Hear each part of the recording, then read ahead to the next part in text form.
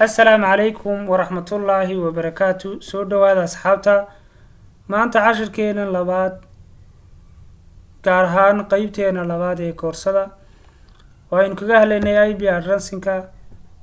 waxaynu kaga hadli doonaa maanta waa maxay classesku waa inaynu kala qaybino IB-geena amaba IB numberkeena version 4-ka inaynu kala qaybino 5 qaybood oo aynu qayb kastaba inoo ka eegayna godka koobaad iyo inta number ee uga koobnaan doono. tusaale ahaan waxaynu qaybinay class A iyo class B iyo class C iyo class D iyo class E. marka waa inta number ee uga koobnaan doono IB-geena godka ugu horeeya ayaynu ka eegi doonaa. marka range ay leeyihiin range-gan ayaa xadidaya mid kastaba halka uu ka bilaamayo iyo halka uu ku dhamaanayo. tusaale ahaan class A waxa uu ka bilaamayaa 1 ayuu ka bilaamayaa ilaa iyo 126 ayuu ku joojismayaa. waa class A-gu inta u dhaxaysa ayuu dhex socon doonaa. tusaale ahaan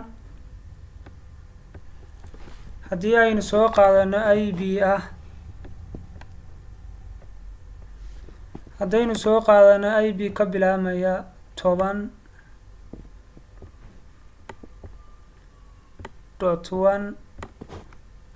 10.1.1.1 waxaynu ka eegi doonaa IB-geenaasi ma u dhaxeeyaa 1 ilaa 126 range-gaas layna siiyey ma u dhaxeeyaa. kabacdi haddii aynu aragno inay 10 ay u dhaxayso intaas inta ka mida waxaynu leenahay IB-gaasi waa IB class A ayaynu leenahay. sidoo kale haddii uu 20 uu ka bilaamo isaguna waa class A ilaa laga gaarayo 126 godkaas ugu dambeeya laga gaarayo. oo sidii aynu soo aragnay IB-ga ka bilaamaya class 1 qaybtiisa ugu horeeya waxay noqon doontaa network ay noqon doontaa. IB kasta oo class 1 ka bilaamaya ma noqon doono network, laakiin waxaa noqon doona IB-ga ugu horeeya ee tusaale ahaan ah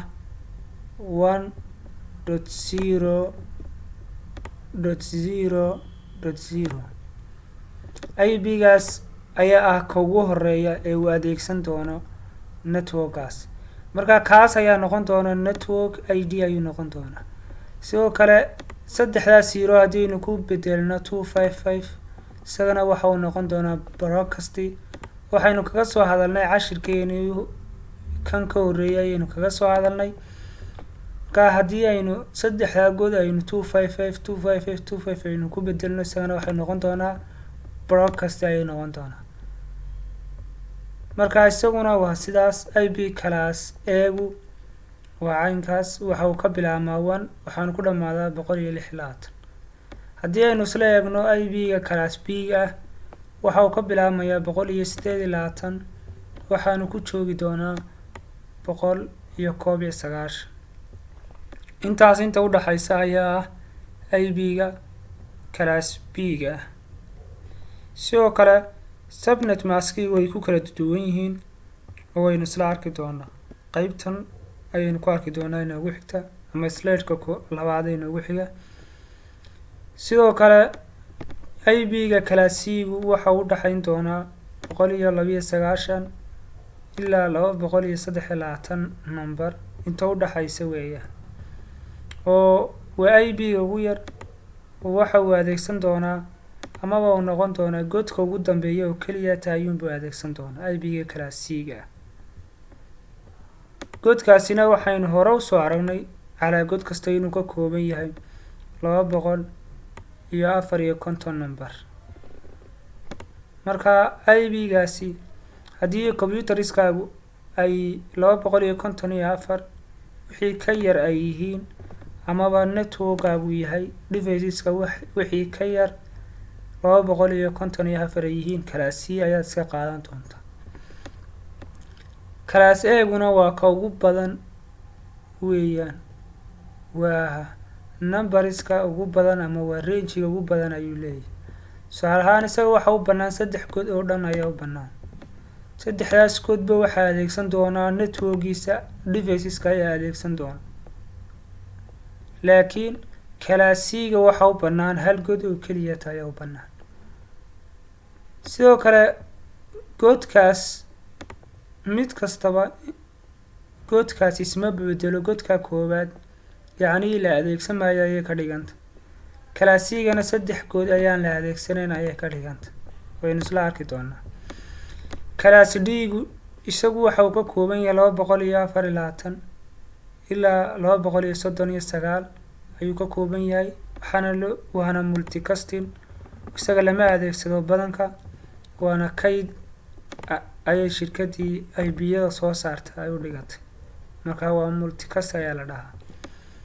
class E-guna isaguna weli developing ayaa ku socda, laakiin waxa uu ka bilaabmaa 240 ilaa 550. marka sidaas classeskaas kala duwan ayuu IB-geenu u qaybsami doonaa. classeskaas ayaynu ku xisaabtami doonaa kaynu adeegsan doono. examples haddaynu ka soo qaadano, ka koowaad kan waxaynu u jeednaa inuu yahay IB. waxaynu ka eegi doonaa IB classkee ayuu ku jiraa. ugu horeynkii koowaad waxa uu ka koobnaa 1 ilaa 126 number. isla judadiiba waxaynu garanaynaa inuu kaas uu ka kooban yahay ama uu class A yahay. marka waxaan dhihi doonaa IB-gani waa class A weeyaan. sidoo kale subnet maskigiisuna waa kan, oo godkaas ayuunbaa ka buuxa oo aan la adeegsanayn, laakiin waxaa la adeegsan doonaa 3 god ee kale ayaa la adeegsan doonaa. marka IB-gana waa class A weeyaan, sidaas ayaynu ku garanaa. sidoo kale waxaynu isla eegi doonaa IB-ga labaad oo aynu soo qaadanay tusaalaheena hore ku soo qaadanay.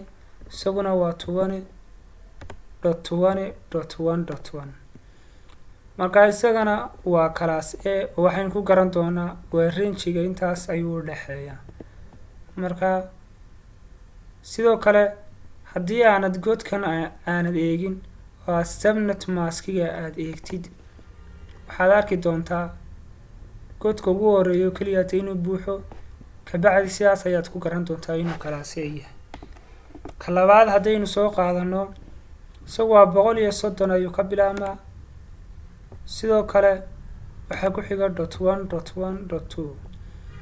IB-ga noocan ahi waxaynu arkaynaa markiiba inuu ka badan yahay 126. marka waxaynu soo qaadan doonaa range-ga labaad oo ah 128 ilaa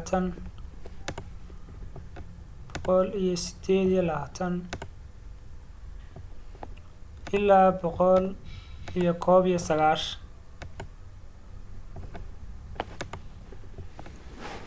marka 128 129 130 weeyaan IB-gaynu haysano.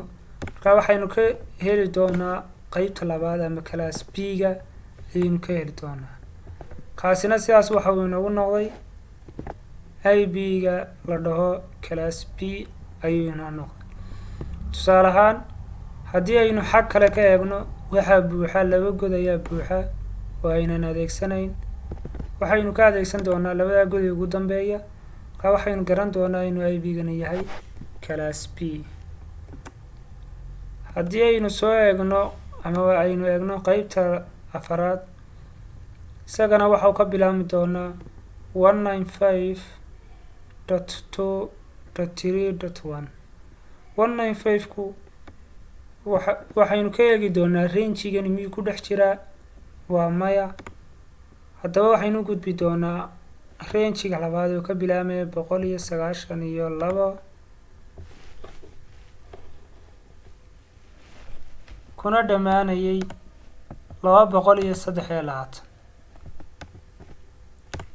223. marka waxaynu ka arki doonaa inuu isagana uu godkaas uu ku jiro ama range-gaas uu dhexeeyo oo 295 uu yahay class C isagana sidaas ayaynu ku aqoonsan doonaa. haddii aynu xag kale ka eegno waxaynu adeegsan doonaa godka ugu dambeeya class C waa classka ugu yar markaas sidaas ayaynu ku garan doonaa. si kale haddii aynu isdul taagno AB-yadani maxay inoo qabanayaan?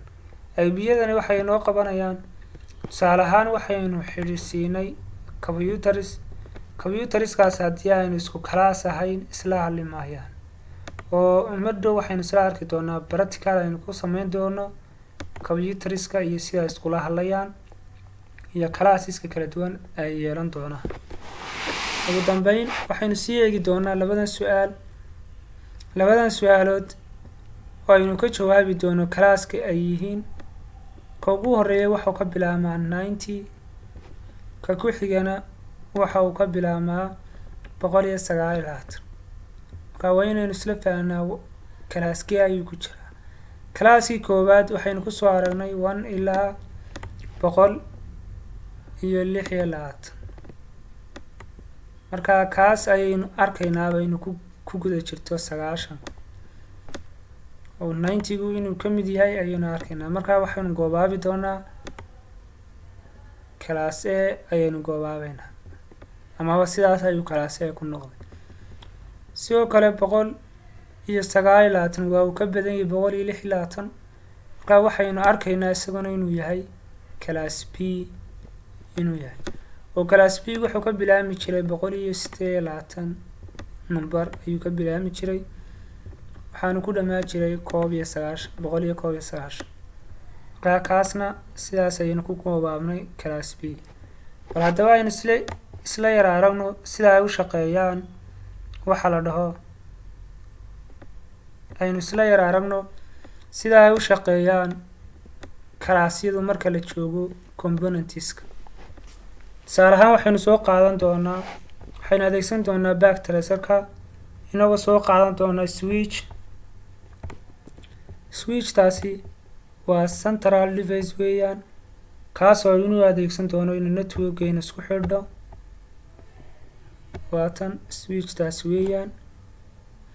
switchta halkaas markaynu dhigano waxaynu soo qaadan doonaa 6 computer oo aynu adeegsan doono inay laba iskula hadlaan. waa 6 computers. sidoo kale waxaynu soo adeegsan doonaa xadhigaas la dhaho straight-ka ayaynu soo adeegsan doonaa oo xadhkaheennii hore ayaynu kusoo qaadanay amaba qeyb ka mida ayaynu kasoo qaadanay. waxaad iskaga xidhi doontaa godadkan ayaad kaga xidhi doontaa computerska. tusaale ahaan fast ethernet 2 waxaan gelin doonaa fast 0. sidaas markaan iskugu xidho aan xadhkeenaas aan iskugu wada xidho waxaan doonayaa inaan qeyb kastaba aan ka dhigo class waana aynu aragno bayna isla hadlayaan.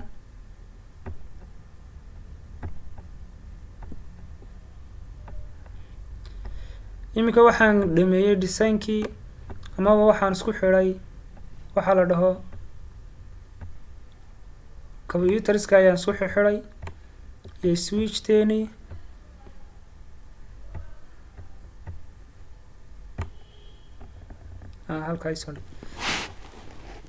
marka waxaan doonayaa qeybtan koowaad waxaan ka dhigi doonaa class A ayaan ka dhigi doonaa.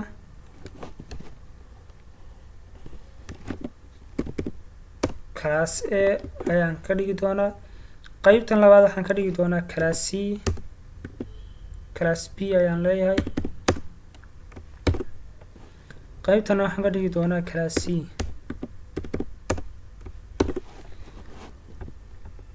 oo waynu garan doonaa range-ga aynu adeegsan doono. tusaale ahaan computerkan koowaad waxaan siin doonaa 10 ayaan siin doonaa. waxaan siin doonaa IP-ga 10.1.1.1. sidoo kale subnet maskigiisuna wuxuu noqon doonaa 255.0.0.0. kan kalena waxaan sii doonaa 10.2.2.2 subnet maskiguna sidaas leeg ayuu la mid noqon doonaa. marka kuwana waxaan sii doonaa ib-ga ah class B ayaan siin doonaa, tusaale 132 ayaan siin doonaa. kuwan kalena waxaan siin doonaa ib ah class C, tusaale waxaan siin doonaa 192 ayaan siin doonaa. marka aynu guda galno computerka koobaad markaan siinayo isaga ayaan dul tegayaa, waan ku dhufanayaa. waxaan tegi doonaa qaybta configurationka ama qaybta desktopka ayaan tegi doonaa, waa ka ib configuration, halkaas ayaan ku qori doonaa. saaraanka koobaad waxaynu isla garanay inaan siino 10.10.1. sidaas markaan ugu dhufto isaga ayaa subnet maskigiisa qoranaya, waa kaas kalaaseegu subnet maskigiisa waa kan. waxaynu kaga hadli doonaa subnet maskig waa maxay casharka kan ku xiga ayaynu kaga hadli doonaa. markaa sidaas aan usoo xidho, kan aan tago sidii si lamid aan siiyo.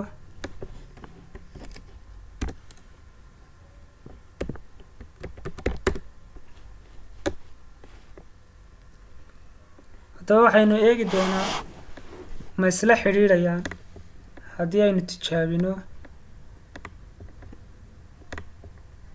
halkaas waxaad ku aragtaan success inuu yidhi. soo yar dhaweeyo,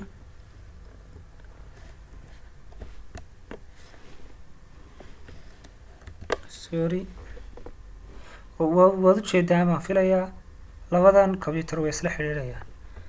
si kale haddaynu u eegno inay isla xidhiidhayaan, waxaan tegaynaa terminalkeena noqda cmd-deena ayaan tegi doonaa. waxaan biingarayn doonaa computerkan igu xiga.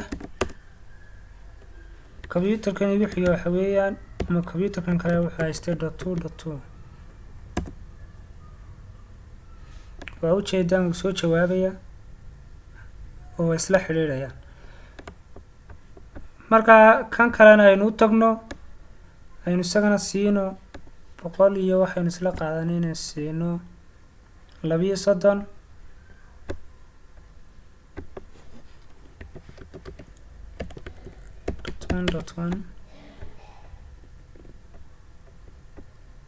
kan kalena siiyo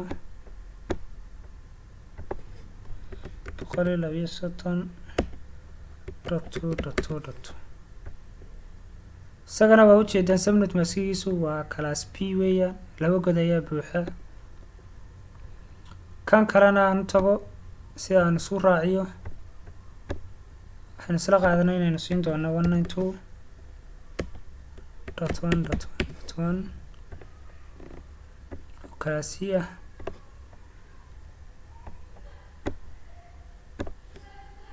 sidoo kale 192.2.2. waynu khaladnay. waxaan ku gartay inaynu khaladnay. subnet maskigeenu waxa uu noqday class B. kaaynu ka noqono, waxaynu qornay 182 waan qornay, halkan 192 ka qori lahayn.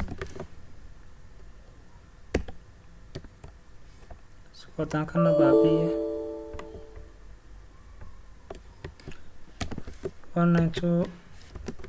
192.2.2. waa kaas subnet maskigeenu class C ayuu noqon. iyagana waynu isla hadashiin doonaa. waxaad soo qaadan doontaa fariinta yar, kabacdi markaynu sidaa ugu tijaabino waa isla hadli doonaan. haddaba kuwan kalena aynu sidaas lamida way isla hadli doonaan. marka classesku waxa ay taraan in networkaaga qayb kasta oo kamida ay gaar iskula hadlaan. tusaale ahaan haddaynu isnidhaahno class A iyo class B isla hadashiya, isla hadli maayaan. tusaale ahaan haddaynu labadaas computer aynu isnidhaahno spingareya, waa kaas oo failed ayuu ku dhahaya. marka classesku network-gaaga ayay kala qaybin doonaan waxaana u kala qaybin doonaan qayb kasta oo isku class ahba gaar ay iskula hadli doonaan tusaale labada computer gaar bay iskula hadlayaan labada computerna gaar bay iskula hadli doonaan labada computerna gaar bay iskula hadli doonaan marka qayb kasta oo class ahba gaar ay iskula hadli doonaan laakiin haddii ay isku class yihiin computerskaas oo dhanba siyaabaha loo kala xiro ee hostingka loogu sameeyana way cashar inoo soo socda ayaynu ku arki doonaa waxaan filayaa inaynu isla fahnay classeska iyo siyaabaha loo adeegsado. Assalaamu calaykum waraxmatullaahi wabarakaatuh.